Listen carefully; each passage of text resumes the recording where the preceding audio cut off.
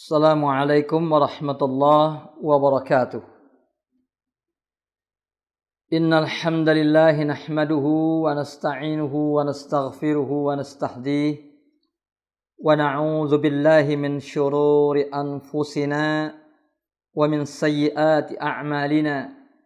Man yahdihillahu fahuwal muhtadi wa man yudlil falan tajida lahu waliyyan mursyida. Ashhadu an la ilaha illallah wahdahu la syarika lah wa ashhadu anna Muhammadan abduhu wa rasuluhu alladzi la nabiyya ba'dah. Amma ba'du, sahabat muslim dan muslimah yang dimuliakan oleh Allah Subhanahu wa taala, keluarga hijrah dimanapun antum berada, mudah-mudahan Allahu Jalla Sya'nuhu wa ala masih senantiasa melanggengkan kenikmatan iman dan Islam di dalam diri kita, melestarikan kenikmatan sehat wal afiat di dalam diri kita, sehingga kita masih mampu menggunakan waktu demi waktu yang kita miliki di dalam upaya untuk meningkatkan ibadah kita di hadapan Allah, di dalam upaya untuk menyebarkan kebaikan pada diri kita dan orang lain, mengisi setiap waktu kita dengan hal-hal yang bermanfaat bagi diri kita untuk kepentingan dunia dan terlebih lagi untuk kepentingan akhirat. Sahabat muslim dan muslimah, keluarga hijrah yang dimuliakan oleh Allah Subhanahu wa taala, sore hari ini kita masih membahas lanjutan bahasan dari kitab Ad-Da'u wad-Dawa atau Al-Jawabul Kafi liman sa'ala 'anid dawa'i syafi. Obat dan penyakit dan obatnya, atau jawaban tuntas ya terhadap pertanyaan orang ya yang mengharapkan diberikan petunjuk tentang obat yang betul-betul bisa menyembuhkan.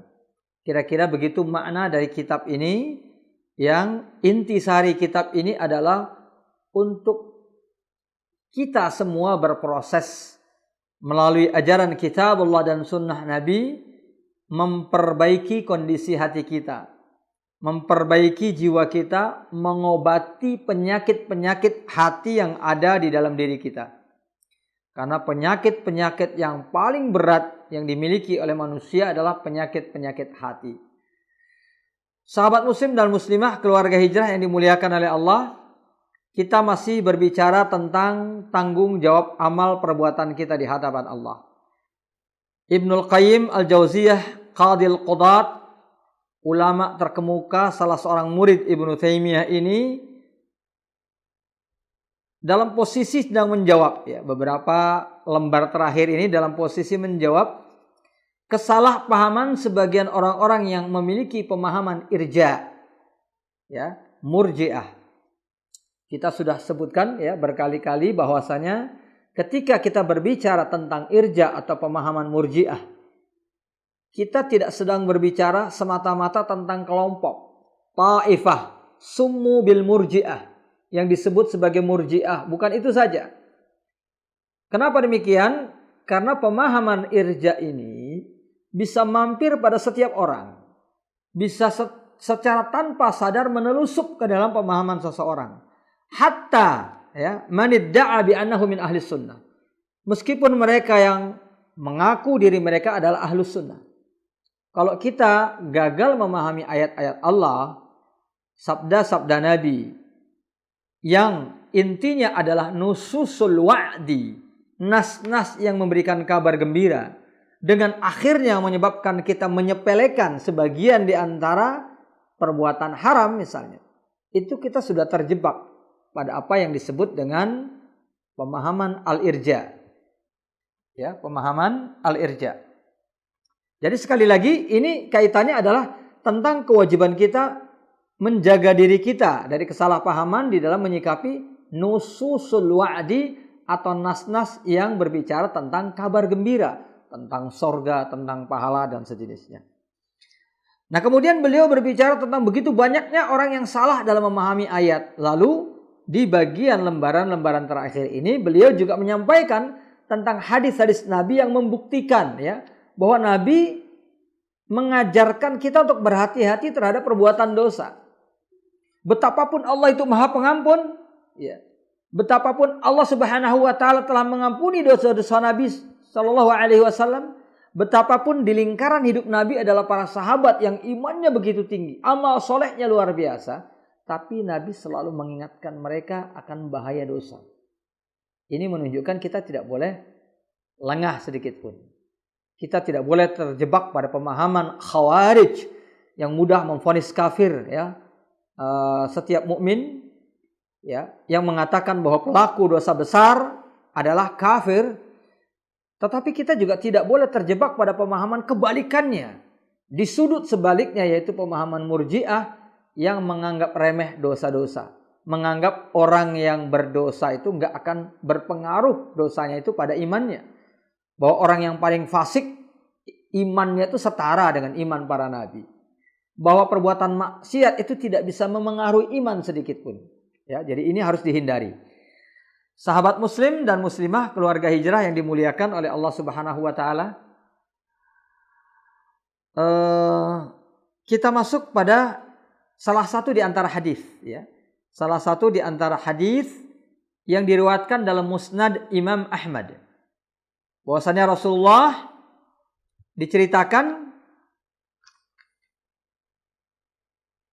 oleh salah seorang sahabat, bainama nahnu ma'a Rasulillah, saat kami sedang bersama Rasulullah sallallahu alaihi wasallam, basra bi jama'atin, tiba-tiba kami melihat ada sekelompok orang, basra bi jama'atin, faqal, Nabi bertanya, alama ijtama'a haula, kenapa orang-orang itu berkumpul?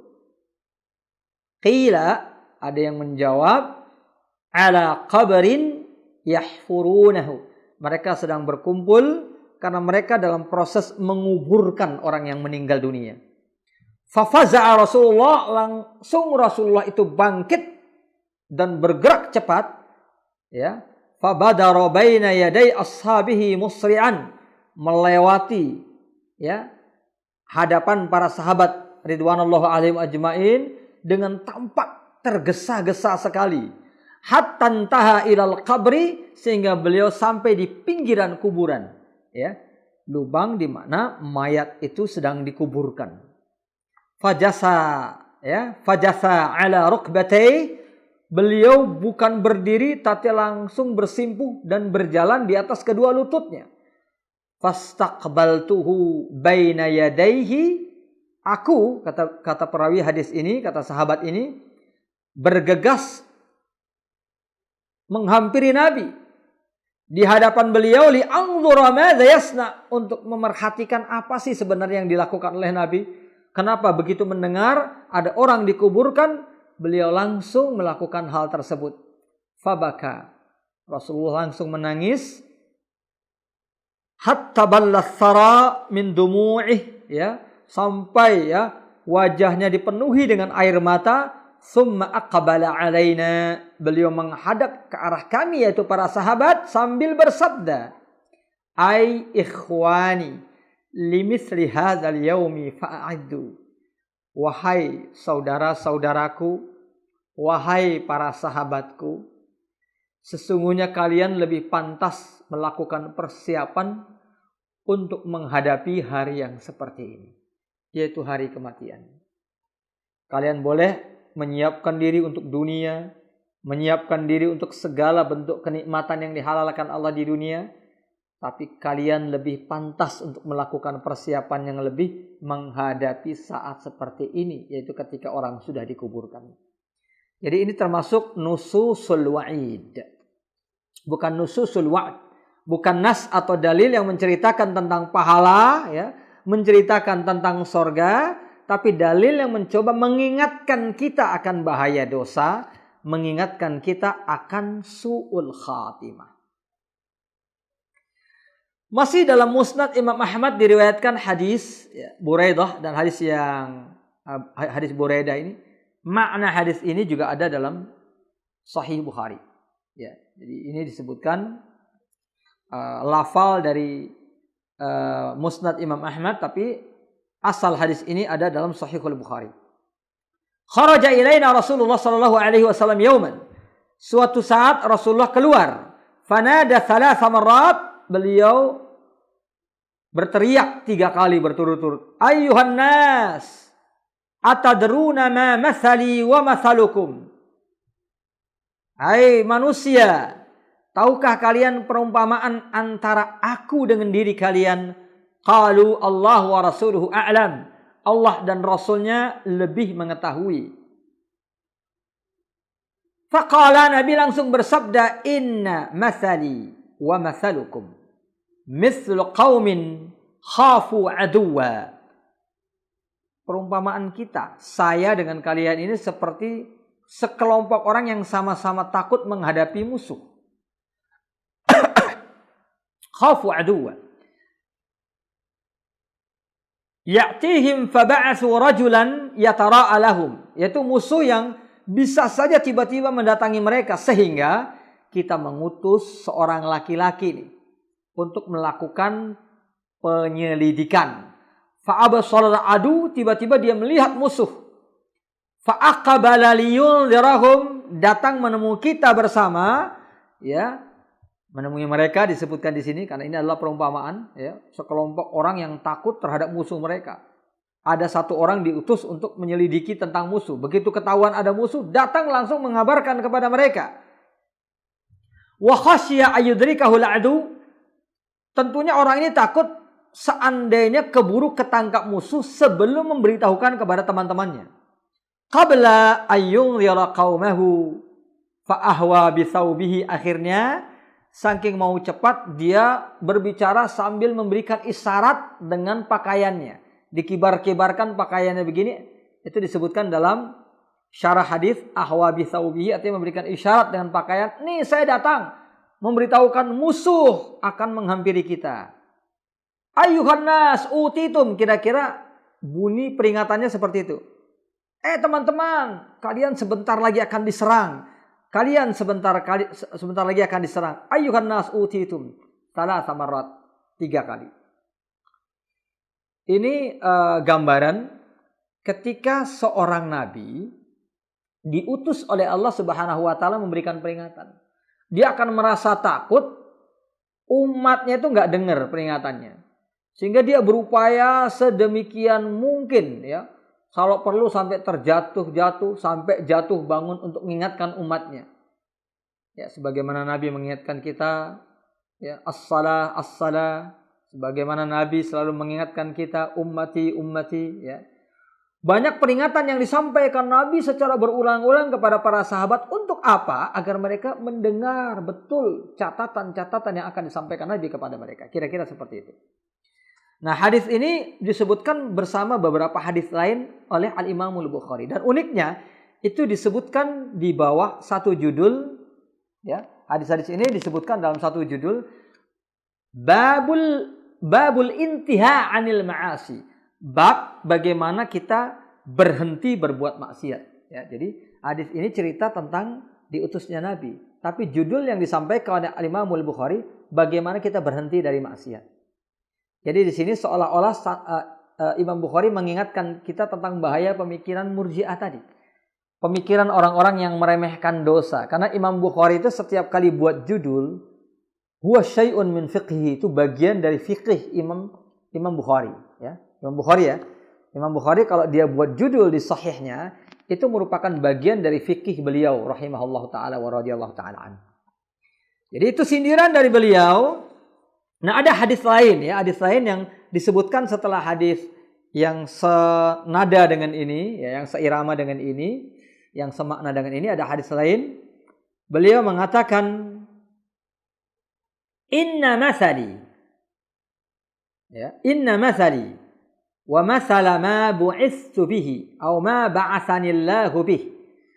Perumpamaan diriku dengan ajaran yang Allah berikan kepadaku dengan mengutusku sebagai nabi, kata beliau. Kama sali rajulin ata qauman, seperti seorang laki-laki. Ini beliau diumpamakan seperti laki-laki Ya, yang mendatangi sekelompok orang kemudian mengatakan, inni ra'aitul aduwa bi'aini. Wahai manusia, tadi aku baru saja melihat musuh dengan mata kepalaku sendiri. Wa inni anan nadhirul uryan. Gitu bahasa asalnya seperti itu Bang ya. Sesungguhnya aku ini datang sebagai pemberi peringatan uryan ya. Uryan itu kalau bahasa kasarnya itu telanjang, tapi maksudnya di sini adalah fasih, nyata. Aku memberikan peringatan kepada kalian yang betulan ya, bukan main-main. Aku melihat musuh dengan mata kepalaku sendiri. Fa'ata'at ta'ifatun fa'adlaju ala mahlihim fanajau. Sebagian di antara orang itu begitu mendengar peringatan tadi langsung mereka sadar. Kemudian mereka berjalan pelan-pelan meninggalkan tempat itu di awal malam. Sampai menjauhi musuh dan mereka pun selamat. Wa kadzabat ta'ifatun, tapi sebagiannya enggak mau nerima. Ya. Fasabbahahumul jaishu. Kemudian di pagi hari ketika mereka sedang bangun ternyata mereka sudah dikepung musuh. Fajtahuhum, akhirnya musuh berhasil menghancurkan mereka. Jadi coba diperhatikan apa yang disebutkan dalam hadis-hadis ini. Ada beberapa hadis yang disebutkan oleh Al-Imam Al-Bukhari yang intisarinya sama. Jadi Nabi diutus oleh Allah Subhanahu wa taala kepada kita untuk memberikan peringatan. Seolah-olah akan datang musuh akan menyerang kita. Bahaya dosa, bahaya kekafiran, bahaya kemusyrikan. Makanya setiap ucapan Nabi itu bunyinya mirip-mirip. Inni nadhirun lakum min azabin alim. Wahai manusia, aku datang memberikan peringatan kepada kalian akan bahaya azab yang pedih. Jadi ini disampaikan kepada para sahabat ridwanullah alaihim ajmain. Ya, para sahabat ini orang yang imannya kuat, ibadahnya hebat. Tapi Nabi tetap mengingatkan ini kepada para sahabat. Aku datang kepada kalian itu seperti seorang yang mengabarkan kepada kaumnya akan datang musuh. Siapa yang akan menerima ajakanku, berhati-hati dia, jalan pelan-pelan dengan penuh ketakwaan, dia akan selamat. Tapi kalau dia mengabaikan perintah tersebut, akan hancur binasa. Kira-kira seperti itu. Nah, hadis-hadis ini disampaikan oleh Ibnul Qayyim ya, untuk mengingatkan kita bahwasanya setiap perbuatan yang diharamkan oleh Allah Subhanahu wa taala ya, setiap perbuatan dosa itu wajib kita waspadai gitu. Di dalam Islam ini tidak ada istilah aman. Makanya kemarin sudah kita katakan kita harus menjaga diri kita antara dua jurang yang sama-sama berbahaya. Wadu al-ya'si, yang pertama jurang keputusasaan. Ya, gara-gara takut, merasa berat melaksanakan Islam, akhirnya kita putus asa. Merasa kita sudah banyak berbuat dosa, akhirnya kita putus asa. La tai'asu min rauhillah. Jangan kalian putus asa terhadap rahmat Allah. Innahu la yai'asu min rauhillah illal qaumul kafirun. Karena orang yang putus asa dari rahmat Allah hanyalah orang yang kafir. Tapi waspadai jurang yang lain. Kebalikannya. Ya. Wadil amni min makrillah. Itu jurang isinya adalah rasa aman dari azab Allah. Artinya apa? Orang merasa nyantai. Enggak merasa khawatir sama sekali dengan azab Allah Subhanahu wa taala. Dia selalu yakin saja Allah pasti ngampunin dia sehingga dia bebas berbuat dosa. Ini hati-hati ya. Al-amnu min makrillah ini ya dijelaskan oleh Al-Imam Az-Zahabi. Tidak selamanya menimpa orang yang yang ibadahnya rajin, tapi juga tidak selamanya menimpa ahli maksiat. Tapi ujung-ujungnya sama. Jadi ada kalanya misalnya al-amnu min makrillah ini justru menimpa orang yang rajin ibadah. Merasa sudah rajin ibadah, merasa dirinya sudah dekat dengan Allah, dia merasa aman. Seolah dia tidak takut bahwa dosa bisa datang dari manapun saja. Siapapun kita, apapun kedudukan kita, itu setan bisa menggoda kita lewat berbagai penjuru. Makanya talbis, ya. Godaan setan yang namanya talbis itu bisa menimpa orang awam dengan cara setan sendiri. Bisa menimpa para penuntut ilmu dengan cara yang berbeda lagi. Bisa menimpa para ulama dengan cara yang juga berbeda lagi. Godaan terhadap ulama beda dengan godaan terhadap para penuntut ilmu. Beda terhadap orang-orang yang awam. Orang miskin digoda dengan cara berbeda daripada orang kaya. Kira-kira seperti itu. Nah, jadi tidak ada rasa aman, tidak boleh ada rasa aman dari azab Allah. Harus ada selalu perasaan khauf dan roja. Takut kepada Allah dan berharap akan ampunan Allah. Nah, tapi kadang-kala ya, yang namanya amnun min makrillah justru muncul pada diri orang yang banyak berbuat maksiat. Ini biasanya betul-betul diwadahi oleh kesalahpahaman dia yang kita bilang tadi. Ya, dia meremehkan perbuatan dosa karena dia menyalahpahami ayat-ayat dan hadis-hadis yang bercerita tentang ampunan, seolah-olah semua dosa kita pasti diampuni dan nggak ada ancaman. Padahal jelas di sini peringatan Nabi. Nah, secara lebih detail misalnya dalam hadis Sahih Muslim terkait dengan salah satu perbuatan dosa, Nabi SAW bersabda, "Kullu muskirin haram." Setiap yang memabukkan itu adalah haram. Wa inna 'ala Allahi 'ahdan liman syaribal muskira. Allah telah membuat sebuah perjanjian bagi orang yang suka meminum minuman keras di dunia. Ayyasqiyahu min tinatil khabal. Allah pasti akan memberi dia minuman di akhirat nanti, ya, di neraka nanti, namanya tinatul khabal. Itu nama minuman khusus untuk orang-orang tertentu. Di antaranya itu peminum minuman keras, penenggak minuman keras. Qila wa ma tinatul khabal? Tinatul khabal itu minuman kayak apa wahai Rasulullah? Rasulullah menjawab, araqu ahlin nar. Keringatnya ahli neraka. Wa fi riwayatin asharatu ahlin nar. Perasan dari tubuh ahli neraka. Yang digambarkan oleh sebagian ulama, ya, yang dimaksud dengan asharat di sini dari keringat dan juga dari darah, dari nanah luka mereka. Itulah yang diberikan kepada orang-orang tertentu karena dosa-dosa tertentu, diantaranya adalah orang yang banyak meminum minuman keras di dunia dan dia tidak bertobat atau tidak diampuni dosanya. Ketika perbuatan itu tidak diampuni dosanya, maka akan diberikan hukuman, salah satunya menenggak minuman ini di akhirat.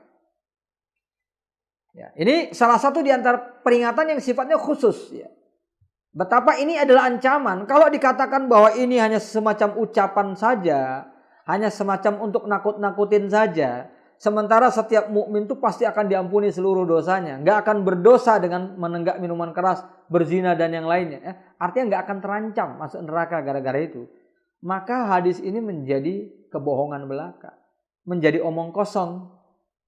Karena ancaman ini kan pasti akan Allah berikan. Kecuali bagi orang yang bertaubat. Kecuali bagi orang yang diampuni perbuatan dosanya tersebut oleh hal tertentu. Hal tertentu itu apa kita nggak tahu. Bisa karena syafaat, bisa karena dia berjihad, bisa karena doa orang tua, bisa karena apa saja. Tapi selama itu tidak diampuni atau orang itu tidak bertobat, maka dia akan diberikan ancaman ini. Ini pasti terjadi. Nah, dalam Musnad Imam Ahmad juga dari Abu Dzar Al-Ghifari diriwayatkan satu hadis bahwasanya Rasulullah bersabda. Ini sabda Nabi SAW menjelaskan tentang keharusan kita untuk menanamkan rasa takut, ya, terhadap akhirat. Tidak boleh kita sekali lagi merasa aman aja, ya.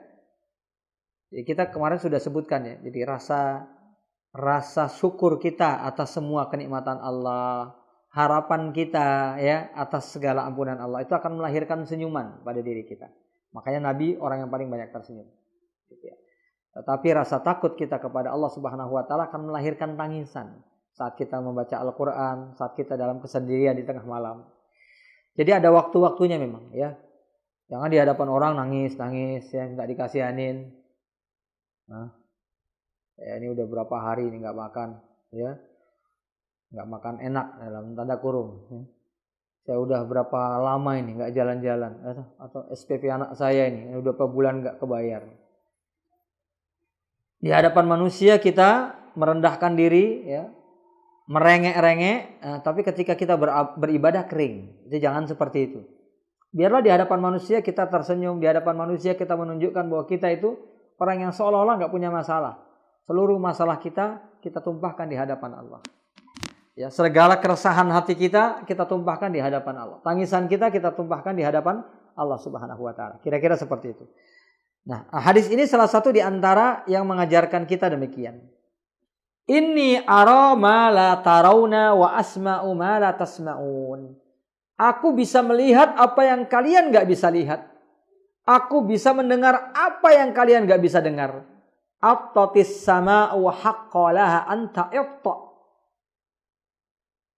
Langit pun langsung bergemertak, ya, menimbulkan suara seperti suara kaki kuda, ya, keltak keltak keltak. Wa haqqalah an ta'id.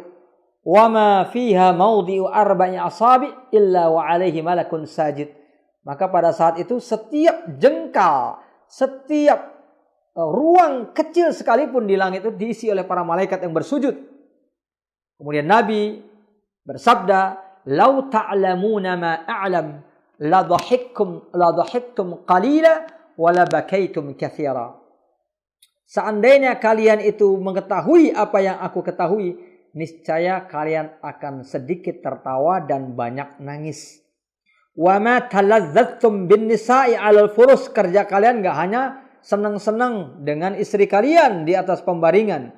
Wala kharajtum ila su'udat taj'aruna ila Allah, kalian pasti akan lari ke atas gunung-gunung yang sepi untuk bermunajat kepada Allah Subhanahu wa taala. Ini seandainya kalian tahu apa yang aku tahu.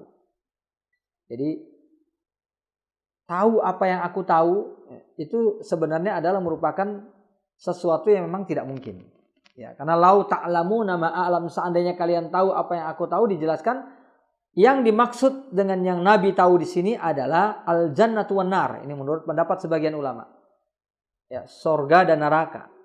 Sebagian mengatakan ahwalu yaumil qiyamah, tentang kejadian-kejadian dahsyat di hari kiamat nanti. Artinya semua hal-hal yang akan terjadi nanti di hari kiamat dan di hari sesudah kehidupan di dunia. Tentunya hal ini nggak ada yang kita ketahui. Jadi lau ta'lamuna ma'alam, seandainya kalian tahu apa yang aku tahu, ini adalah hal yang mustahil. Kalian nggak akan mungkin tahu. Tapi Nabi mengandaikan, seandainya kalian tahu apa yang aku tahu, pasti kalian akan lebih sedikit tertawa, lebih banyak nangis. Pasti kalian akan sibuk nyari tempat untuk khusus beribadah saja, nggak lagi mikirkan dunia. Itu kira-kira seperti itu. Tapi persoalannya kita nggak akan tahu. Namun hadis ini tetap merupakan muatan, ya, tetap merupakan muatan yang mengajak kita untuk lebih banyak nangis. Ya. Jadi kalau kita selama ini sedikit menangis, perbanyaklah waktu kita untuk menangis di hadapan Allah Subhanahu wa taala. Ya, kalau kita selama ini terlalu banyak tertawa, kurangi porsinya. Meskipun mungkin belum bisa seperti yang diharapkan dalam hadis ini, ya, karena kita nggak mungkin bisa melihat apa yang Nabi lihat. Nah, sebagian di antara, ada seorang sahabat, ya, Abu Hurairah, ketika menyebutkan hadis ini, ya, beliau membacakan firman Allah Subhanahu wa taala, "Ya ayyuhan nasu taqu rabbakum." Wahai manusia, takutlah kalian kepada Rabb kalian. Inna zalzalatas sa'ati syai'un 'azim. Sesungguhnya, ya, kejadian hari kiamat itu sesuatu yang sangat dahsyat, ya. Ketika bumi ini hancur, terjadi gempa maha dahsyat yang menghancurkan alam semesta. Itu sungguh perkara yang sangat dahsyat. Ya. Nah, tarawna pada saat itu, tadhalu kullu murdi'atin amma arda'at wa tad'u kullu dzati hamlin hamraha wa taran nasa sukara wa ma hum bisukara. Pada saat itu, orang yang sedang nyusuin anaknya aja dilempar anaknya. Orang yang sedang hamil kalau perlu digugurkan, ya, digugurkan kandungannya pada saat itu juga karena dia mau berlari cepat. Sejauh-jauhnya menghindari kiamat yang padahal mereka nggak akan bisa menghindarinya. Dan kalian lihat mereka seolah-olah itu mabuk padahal mereka tidak mabuk. Nah, jadi Abu Hurairah ketika menyebutkan hadis ini, membaca ayat tadi, maksudnya apa? Bahwa yang dimaksudkan oleh Nabi tentang hal yang tidak kita ketahui diantaranya adalah ini, hari kiamat. Pada hari kiamat kita akan lupa dengan segalanya. Lupa segalanya. Hal yang paling penting di dunia kita akan lupa. Yang kita tahu cuma menyelamatkan diri saja pada saat itu. Itulah yang tidak dapat kita ketahui. Bahkan masih sulit kita bayangkan hakikat yang sesungguhnya. Ya. Jadi itu dijelaskan oleh Nabi SAW. Tapi inti hadis ini adalah mengingatkan kita, gitu loh. Kita boleh bersenang-senang di dunia, tapi coba batasi. Kita harus sadar bahwa kita akan menghadap Allah, akan mempertanggungjawabkan amal perbuatan kita. Ya, kita boleh saja menikmati segala kenikmatan dunia, tapi ingat itu semua ada batasnya.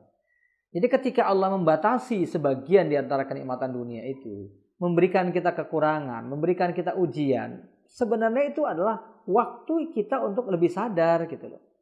Baru dikurangi sebagian kenikmatan saja kita sudah merasa susah. Baru dihalangi kita dari sebagian karunia Allah, kita sudah merasa susah. Maka pada saat-saat seperti ini adalah saat yang paling tepat kita untuk lebih dekat kepada Allah Subhanahu wa taala. Lebih banyak berzikir kepada Allah, ya, agar kita tahu bahwasanya dunia ini sementara.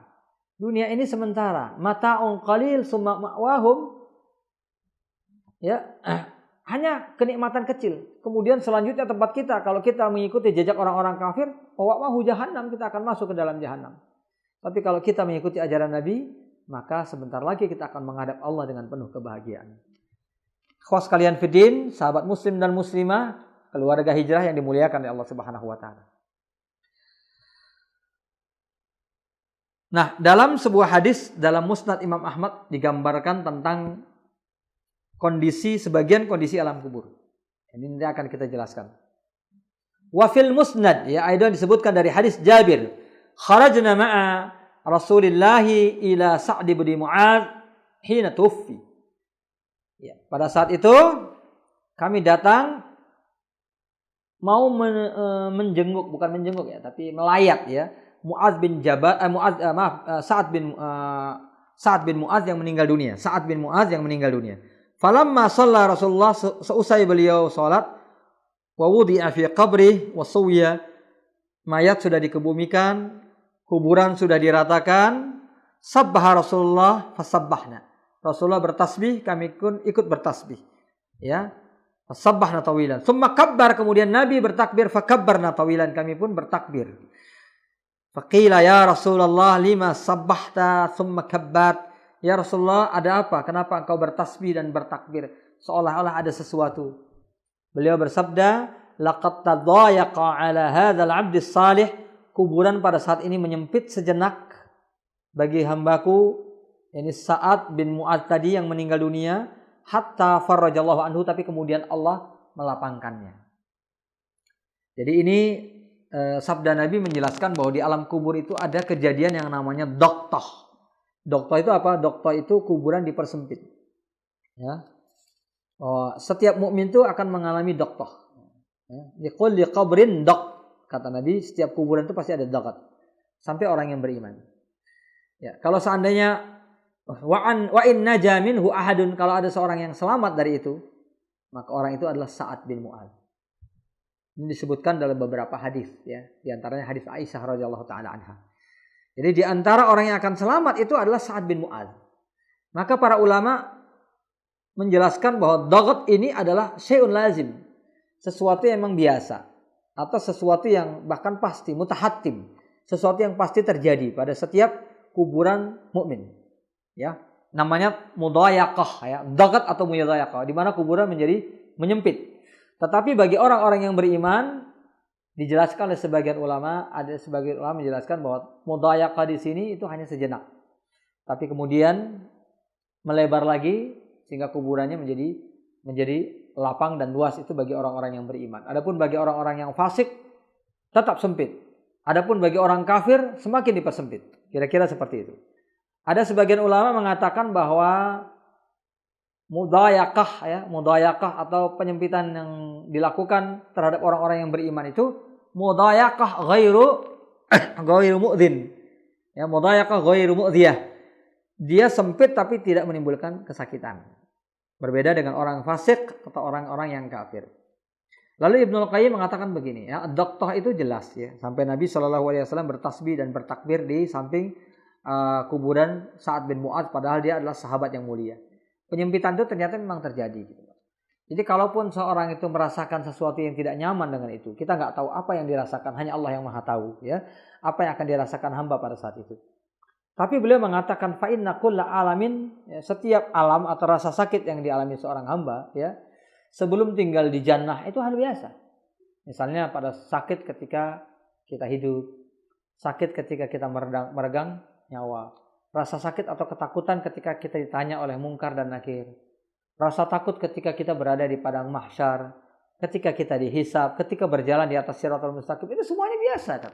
Memang itulah yang harus dijalani. Sakitnya seorang itu ketika meregang nyawa misalnya, itu adalah memang Allah berikan itu kepada kita sebagai bagian yang menunjukkan bahwa kita makhluk lemah, ya. Sebelum masuk ke surga nanti itu memang semuanya itu akan dilalui. Jadi satu hal yang wajar-wajar saja kata Ibnu Qayyim ketika mudhayaqah itu terjadi. Tapi bagi orang-orang yang beriman, mudhayaqah itu tidak akan terlalu lama. Jadi hanya sejenak, bergantung dengan tinggi rendahnya keimanan mereka. Sebesar itulah mudhayaqah akan terjadi. Ya, semakin lemah imannya, semakin lama mudhayaqahnya. Semakin tinggi imannya, semakin sebentar mudhayaqah atau proses penyempitan tadi. Nah, di sini ikhwas kalian fiddin, coba sampai di kuburan saja masih ada pertanyaan mungkar nakir lah, ada mudhayaqah dan doktah lah, proses bagaimana kuburan itu menyempit lah. Ini adalah hal-hal yang terjadi sampai di kuburan, bayangkan. Ini menunjukkan kita tidak bisa merasa aman dari segala sesuatu. Makanya Aisyah mengatakan, la ahsabu ahadan ayyahuna alaihil mautu ba'da ma ra'aitu mautan nabi. Setelah aku melihat wafatnya Nabi, aku nggak akan berpandang lagi bahwa akan ada orang yang meninggal dunia dalam keadaan enak, nggak ada. Ya, setiap sakratul maut itu pasti sakit, itu pasti. Ya, itu sudah disebutkan dalam banyak hadis. Cuman rasa sakit itu diringankan bagi orang-orang yang beriman. Semakin tinggi imannya, semakin diringankan. Dan bagi Nabi ada sebagian ulama yang mengatakan bahwa Nabi diberikan sakit yang lebih, ya, karena keimanan beliau yang besar, ya. Karena beliau akan mendapatkan tempat paling tinggi di akhirat nanti. Ya, makanya Nabi berkata kepada Fatimah yang mengatakan, ma akrobak, sungguh sangat menderita engkau wahai Rasulullah ketika dia melihat Rasulullah akan wafat. Maka Rasulullah bersabda, la karba li abiki ba'dal yaum ya Fatimah. Setelah hari ini sudah enggak ada lagi rasa sakit bagi bapakmu wahai Fatimah.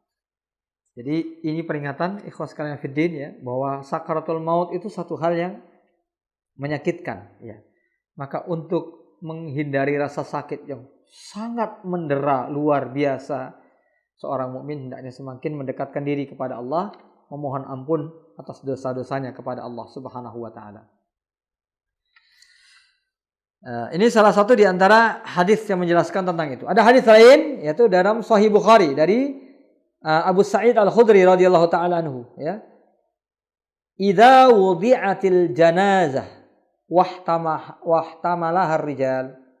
Ketika jenazah itu dimasukkan, ya, ketika jenazah itu diletakkan kemudian diangkut oleh orang-orang ala a'naqihim, di atas pundak-pundak mereka. Fa in kanat salihatan, kalau mayat itu adalah orang saleh, ya. Qaddimuni. Ya.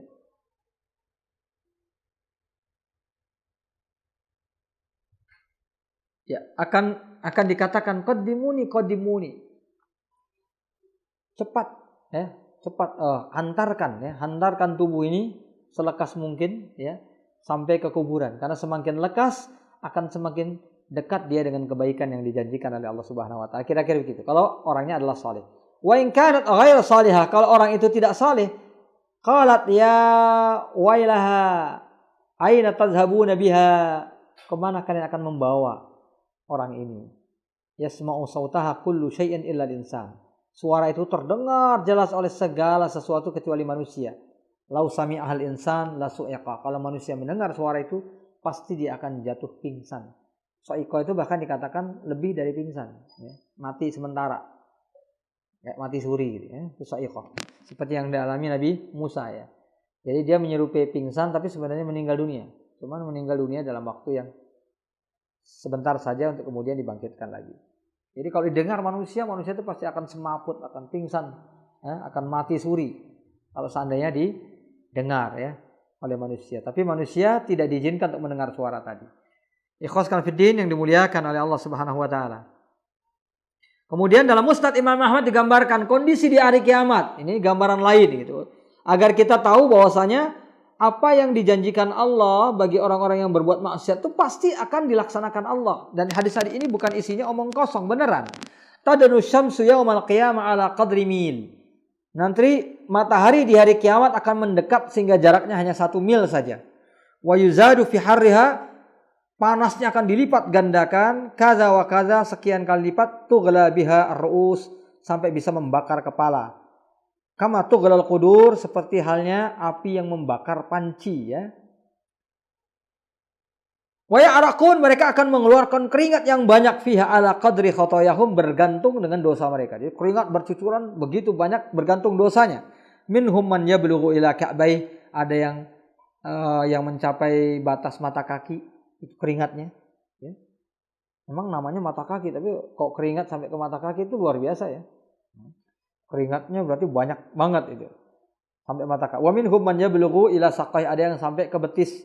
Wa minhum man yablughu wasatah, ada yang sampai ke pinggangnya. Wa minhum man yaljimuhu al-araq, ada yang tenggelam karena air keringatnya sendiri. Ini artinya apa? Artinya orang akan diberikan ganjaran sesuai dengan dosa-dosa dan kesalahan. Jadi artinya setiap kesalahan yang dilakukan manusia ada pertanggungjawabannya. Ketika kesalahan dan dosa itu tidak diampuni, sebatas apa dosa yang dilakukan oleh hamba tadi akan dipertanggungjawabkan. Belum di neraka ya, baru saat terjadinya kiamat saja itu sudah ya. Sudah digambarkan sedemikian rupa ya. Sudah dipilah-pilih ini ya. Mana yang dosanya sedikit, agak banyak, dan yang banyak sekali itu dipisah-pisahkan sesuai dengan amal perbuatan mereka. Ya, ikhwas fillah yang dimuliakan oleh Allah Subhanahu wa taala. Jadi itu beberapa dalil. Sengaja Ibnul Qayyim menyampaikan dalil-dalil itu. Ya. Ini sebenarnya ada dalil yang panjang, tapi tidak saya bacakan. Ya. Nanti takutnya dari awal saya baca pada tidur semua. Ya, itu panjang sekali soalnya dalilnya. Karena saya lihat maknanya itu sudah tercakup dalam hadis-hadis yang lain, itu tidak saya bacakan. Karena intinya sama. Intinya tentang proses bagaimana Allah Subhanahu wa taala itu akan memberikan ganjaran bagi orang-orang yang melakukan perbuatan apapun di dunia ini. Ya, termasuk dosa-dosa. Nah, kemudian dalam sebuah hadis digambarkan dari hadis Ibnu Umar ya, secara marfu dari Nabi sallallahu alaihi wasallam, ini ada beberapa lafal, ada lafal ta'azzama, ada ta'azama. Man ta'azzama fi nafsihi aw ikhtala fi misyatihi laqiyallahu wa huwa alaihi ghadban. Orang yang ta'azzama fi nafsihi, ya, ta'azzama itu artinya ra'a nafsahu a'zam min ghairihi. Ta'azzama itu menganggap dirinya itu lebih dari orang lain. Ya, semacam takabur juga. Ya, ta'azzam itu takabbar ya kan, karena takabbar dari kata kabura yakbur kabir ya. Sementara ta'azzam dari azuma ya'zum azim. Azim, kabir itu hampir dekat maknanya. Yaman ta'azzama itu orang yang ujub dengan perbuatannya, takabur dengan perbuatannya sehingga dia merasa dirinya lebih dari yang lain. Aw ikhtala fi misyati, atau orang yang kalau berjalan itu berlagak ya. Ya, sok-sokan ya. Ada orang yang kalau jalan ya diangkat bahunya gitu ya.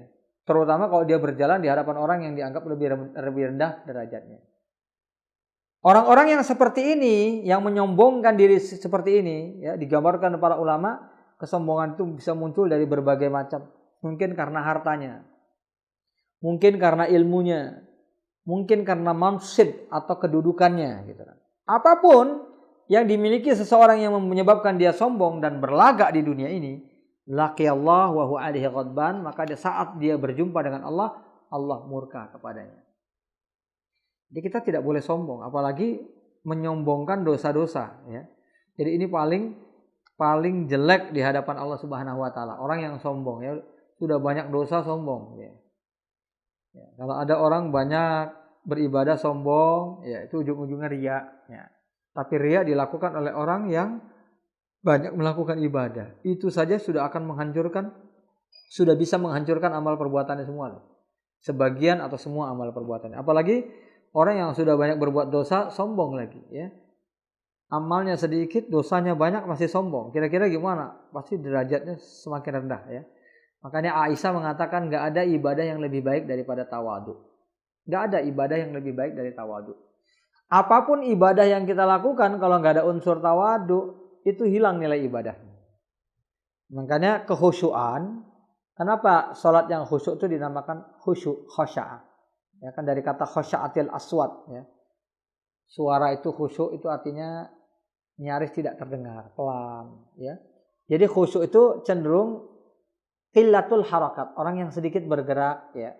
Sedikit bicara, sedikit bergerak, sedikit gayanya, itu namanya orang yang tawadu. Makanya kata khusyuk itu secara makna lughawi, makna bahasa itu sama dengan tawadu. Jadi orang yang sholat dengan khusyuk itu adalah orang yang sholat dengan tawadu. Ya. Kemudian dalam Sahih Bukhari dan Muslim digambarkan. Ini sebenarnya contoh dosa-dosa sebenarnya. Banyak dosa-dosa kalau mau digambarkan, diceritakan satu persatu. Tapi ini sebagai gambaran bahwa apa yang dilakukan di dunia itu ancamannya jelas di akhirat gitu. Contohnya, Nabi bersabda, "Innal musawwirin yu'adzabun yaumal qiyamah wa yuqalu lahum ahyu ma khalaqatum." Para pelukis ya. Pelukis dan sejenisnya, ya, pembuat patung dan lain-lain akan diazab di hari kiamat nanti dan akan dikatakan kepadanya, ahyu ma khalaqtum, hidupkan apa yang kalian ciptakan. Ya, jadi para ulama ya sepakat ya, seluruh mazhab sepakat, ini yang disepakati ya, bahwa yang dimaksudkan di sini bukanlah menggambar segala sesuatu. Ini berdasarkan hadis Ibnu Abbas ya radhiyallahu taala anhu, bukan segala sesuatu tapi segala sesuatu zawatu arwah yang bernyawa saja. Karena ada seorang sahabat yang berkata kepada Nabi, ya Rasulullah ya, aku ini pelukis, gimana ini kalau nggak boleh melukis? Wa in kunta la budda fa'ilan, kalau kamu memang harus melakukan faswiri, lafalnya memang di situ faswiri, artinya fasawwir syajar. Kalau memang kamu harus melakukan, karena memang itu kerjaan kamu senang melukis, ya lukis saja, tapi jangan lukis yang bernyawa. Faswiri syajar, lukis saja seperti pepohonan dan sejenisnya. Jadi di sini jelas ya bahwasanya para ulama menjelaskan demikian.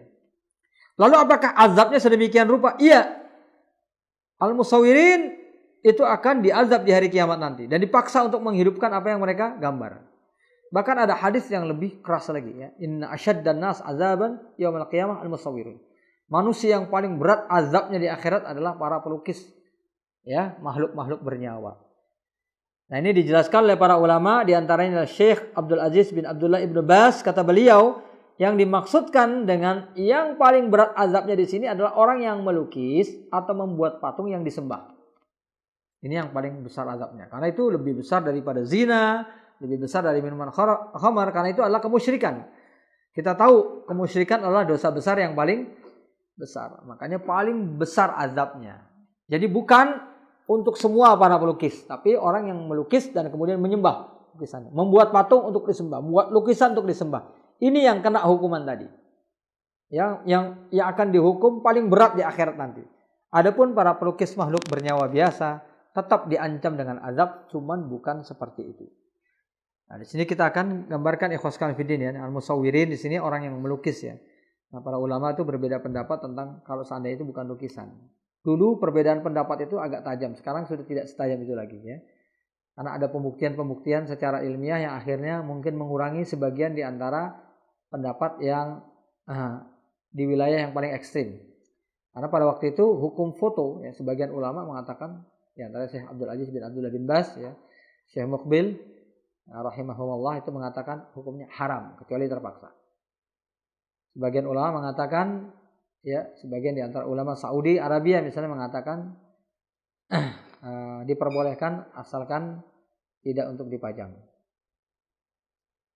Sebagian ulama seperti Syekh Muhammad Shalih Al-Utsaimin, dari apa yang saya dengar sendiri dari fatwa beliau dan saya baca juga dalam beberapa kitab beliau, di antaranya Al-Majmu'us Tsamin, kumpulan fatwa Syekh Utsaimin yang berjudul Al-Majmu'us Tsamin.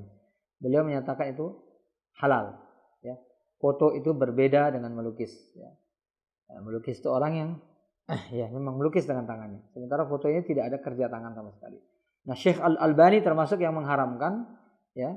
Syekh Al-Albani menjelaskan bahwa itu juga kerja tangan kata beliau, karena ada beberapa proses, beliau menyebutkan beberapa belas langkah proses untuk membuat foto. Nah, itu hujah beliau pada saat itu. Tapi melalui kemajuan zaman kita tahu ternyata ya sekarang tidak ada lagi proses yang panjang itu ya, untuk menciptakan foto. Nah, bahkan semenjak ada foto yang langsung jadi, Polaroid namanya. Dulu zamannya Polaroid, langsung jadi gitu ya. Itu sudah tidak lagi berlaku langkah-langkah yang panjang tadi. Jadi memang perbedaan pendapat ini lazim ada, wajar saja terjadi ya. Syekh Muhammad Shalih Al-Utsaimin sendiri mengatakan halal, tapi beliau mengatakan kalau seandainya foto itu dipergunakan, layaknya lukisan itu dipergunakan untuk sebagai kenang-kenangan dipajang di mana-mana, beliau juga mengatakan itu tidak boleh. Ya. Tapi hukum foto itu sendiri jelas berbeda, ya, jelas itu sangat berbeda sekali. Itu yang saya masih tenang dengan pendapat itu, dengan apa yang dijelaskan oleh Syekh Muhammad Shalih Al-Utsaimin. Dan sekarang banyak ulama yang dulunya bersikeras dengan pengharaman, sekarang tidak juga berpendapat demikian. Ada sebagian di antara ulama ya, karena teknologi membuktikan bahwa ternyata memang beda ya. Dan salah satu di antara hujah Syekh Shalih Al-Utsaimin ya, kalau seandainya surah itu potret itu, foto itu diharamkan, maka video lebih diharamkan. Karena keduanya itu sama. Ya, sama. Jadi yang namanya foto itu kalau kita menggunakan video itu dihentikan, namanya static picture, itu jadi foto. Nah, dibiarkan bergerak, dia bergerak, didiamkan, dia jadi foto. Nah, jadi itu bisa terjadi qiyas aulawi ya. Jadi loh ini kan bisa dijadikan kenangan ya, video juga bisa dijadikan kenangan ya. Sama saja ya. Bedanya cuma tidak dipajang ya di atas jendela, tapi di atas walls. Di atas dinding ya. Tapi pada hakikatnya itu hampir sama. Tapi yang jelas para ulama berbeda pendapat dan kita tidak boleh terlalu bersikeras terhadap hal-hal yang sifatnya perbedaan pendapat. Mereka yang tetap bersikukuh bahwa itu adalah haram, ya silakan berpegang pendapat tersebut. Yang mengatakan tidak haram ya silakan ya. Tapi yang jelas lukisan dan patung itu jelas mufakat. Melukis ya dan membuat patung benda-benda hidup itu semuanya diharamkan. Ya, benda-benda bernyawa itu semuanya diharamkan. Ya, terkena ancaman ini. Nah, yang mau diambil dari sini adalah bahwa ternyata Allah menyediakan gitu betul-betul ancaman terhadap perbuatan maksiat di dunia. Yang bahkan ancamannya itu langsung hidup lagi. Hidup ancamannya itu. Bentuknya kemana? Orang yang melakukan perbuatan itu disuruh hidupin lagi. Ahyu ma khalaqtum. Nanti di dalam riwayat yang dikatakan mereka disuruh, tapi mereka tidak akan pernah mampu melakukannya. Itu suruhan terhadap sesuatu yang tidak akan mampu mereka lakukan. Itu untuk menunjukkan apa? Besarnya perbuatan dosa tersebut. Kemudian dalam hadis yang lain yang kita bacakan beberapa hadis lagi, inna ahadakum idza mata uridu alaihi maq'aduhu bil ghadati wal 'ashi. Ya, ketika kalian itu meninggal dunia masuk ke dalam kubur itu setiap pagi dan petang itu akan digambarkan tempat kalian nanti di akhirat. In kana min ahlil jannah fa min ahlil jannah. Kalau dia akan masuk surga diperlihatkan tempatnya nanti di surga. Wa in kana min ahlin nar fa min ahlin nar. Kalau dia penduduk neraka nanti, maksudnya kalau dia nanti akan masuk neraka akan diperlihatkan tempatnya di neraka. Itu akan diperlihatkan ya. Fa yuqal hadza maq'aduka hatta yab'atsakallah. Inilah tempat kalian nanti. Kalian sementara di sini tapi kalian akan dikembalikan ke sana nanti ketika Allah membangkitkan kalian di hari kiamat. Lalu ada hadis lain ya. Idza sara ahlul jannah fil jannah wa ahlun nar fil nar. Kalau ahlul jannah itu sudah menetap di jannah, ahli sorga sudah menetap di sorga, ahli neraka sudah menetap di neraka, ya, ji'a bil maut akan dihadirkan kematian. Hatta yuwaqqaf bainal jannah wan nar. Lalu diberhentikan ya di antara sorga dan neraka. Dalam riwayat yang lain dikatakan ya fi surati kabshin ya. Dihadirkan tuh dalam bentuk seekor kambing. Summa yuzbah, kemudian disembelih ya. Summa yunadi munadin, lalu akan datang panggilan, ya ahlal jannah, wahai para penghuni sorga, khuludun la maut, kekallah kalian di dalamnya karena udah enggak ada lagi kematian setelah ini. Wa ya ahlan nar, wahai penghuni neraka, khulud fala maut, ya kekallah kalian dalam neraka dan tidak ada kematian lagi setelah ini. Fayazdada ahlul jannah faraha, orang yang masuk surga akan semakin gembira, wa yazdadu ahlun nari huzna ila huznihim. Sementara orang yang masuk neraka akan semakin sedih. Jadi ini digambarkan bahwa itu diucapkan adalah setelah, ini menurut penjelasan para ulama ya, setelah seluruh ahli tauhid masuk ke dalam surga. Karena ini diucapkan kepada penghuni surga yang udah selamanya di surga, kepada penghuni neraka yang udah selamanya di neraka. Jadi yang sisa di neraka hanya orang-orang kafir, musyrik, munafik. Sementara orang-orang yang bertauhid, ahli maksiat di antara umat ini yang diazab di neraka itu sudah dimasukkan surga semua. Barulah kemudian dikumandangkan ini. Karena itulah yang sesuai dengan makna ini, sebagaimana yang dijelaskan oleh para ulama. Jadi, pada saat itulah baru dikatakan, baru disembelih kematian, tidak ada lagi kematian, ya. Tidak ada kematian, selamanya akan di neraka atau selamanya kalian akan di dalam surga. Jadi itu dijelaskan ya. Ya, mungkin hadis terakhir akan kita baca pada pertemuan kali ini. Ini tentang man tarakas salata sukran marratan wahidatan. Orang yang meninggalkan salat hanya gara-gara mabok sekali saja, fa ka'annama kanat lahud dunya wa ma 'alaiha fasulibaha. Seolah-olah dia memiliki segala sesuatu di dunia yang kemudian tiba-tiba dirampas darinya. Itulah kira-kira orang yang salat dalam keadaan mabok sekali aja. Wa man tarakas shalah sukran arba'a marrat, kalau dia melakukannya sebanyak 4 kali, kana haqqan 'alallahi ay yaskiyahu tinatal khabal. Maka Allah akan memberikan dia minuman dari tinatul khabal. Ya, yang tinatul khabal dikatakan, apa itu tinatul khabal? Tinatul khabal itu adalah usaratu ahli nar atau ahli jahannam, itu keringat yang diperas dari tubuh orang-orang yang masuk ke dalam neraka.